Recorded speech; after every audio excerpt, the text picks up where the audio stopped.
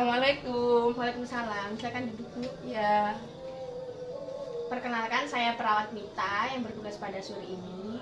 Dengan Ibu siapa? Ibu Tias. Ada yang bisa saya bantu, Bu? Saya kesini mau itu Mbak, tanya masuk KB. Oh ya, apakah sebelumnya Ibu sudah pernah memakai KB? Belum. Oh, belum ya. Baik, di sini saya akan menjelaskan tentang KB ya. KB ada dua jenis ya, Bu. KB alat sama KB alami. Untuk KB alami, saat berhubungan intim Ibu harus menunggu selama tidak masa subur agar tidak terjadi kehamilan yang tidak diinginkan ya, Bu. Untuk KB alat, yang pertama yaitu KB pil Nah, ini contohnya KB pil. Berdasarkan kandungannya ada 3 pil KB. Yang pertama yaitu pil KB berisi estrogen dan progesteron. Pil KB ini memiliki efektivitas lebih tinggi dari pil lainnya. Untuk yang kedua, pil KB berisi hormon progesteron. Hormon estrogen sengaja tidak diberikan pada mereka karena hormon tersebut dapat meningkatkan produksi ASI. Dengan pemakaian pil ini, si ibu bisa mencegah kehamilan, sedangkan si kecil tetap bisa mengkonsumsi ASI dengan cukup ya, Ibu. Untuk yang ketiga, pil KB berisi hormon estrogen, progesteron dan progesteron yang bersifat androgen dan non-androgen. Untuk wanita yang rentan terhadap gangguan keseimbangan hormon. Untuk keuntungan pil KB ini, yang pertama yaitu sangat efektif bila dilakukan dengan benar. Yang kedua, tidak mengurangi kenyamanan hubungan suami istri. Untuk yang ketiga, dapat dipakai selama diinginkan tanpa harus beristirahat dulu ya, Ibu. Untuk efek samping pil KB ini ya, Ibu, yang pertama yaitu sering mual, yang kedua nyeri payudara, yang ketiga sakit kepala dan migrain, yang keempat bercak darah di antara periode menstruasi, yang kelima siklus terlewat ya, Ibu ya.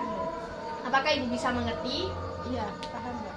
Untuk yang kedua yaitu KB suntik. Yang digunakan yaitu KB suntik per bulan sama KB suntik per 3 bulan. Untuk suntikan per bulan contohnya Sikoflem. Untuk KB yang per 3 bulan contohnya Diplogeston. Ini ya, Ibu. Ini untuk yang 1 bulan, ini untuk yang 3 bulan. Untuk keuntungan KB suntik, yang pertama cocok untuk mencegah kehamilan dan menjaga jarak pada jangka panjang. Untuk yang kedua, tidak terpengaruh faktor luka dari pemakaian tidak seperti pil KB. Yang ketiga, tidak mengganggu hubungan suami istri. Untuk efek samping KB suntik, yang pertama yaitu perubahan pola haid, yang kedua gangguan masalah kesuburan, yang ketiga timbulnya masalah berat badan. Apakah Ibu bisa mengerti? Ya. Untuk yang ketiga yaitu KB implan. Keuntungan dari KB implan ini, penggunaan alat kontrasepsi 99% efektif. Pemakaiannya dapat bertahan hingga 3 tahun. Cocok untuk seorang yang tidak dapat menggunakan alat kontrasepsi berbasis estrogen.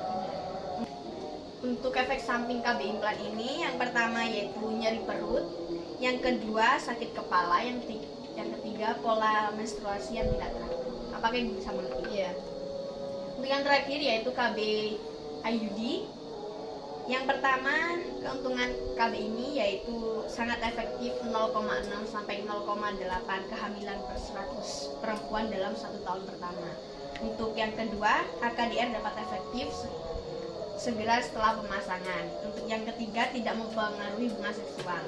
Untuk efek samping KB ini yaitu yang pertama pusing, yang kedua nyeri dan kram perut, yang ketiga menstruasi tidak teratur, yang keempat kista ovarium. Apakah Ibu bisa mengerti?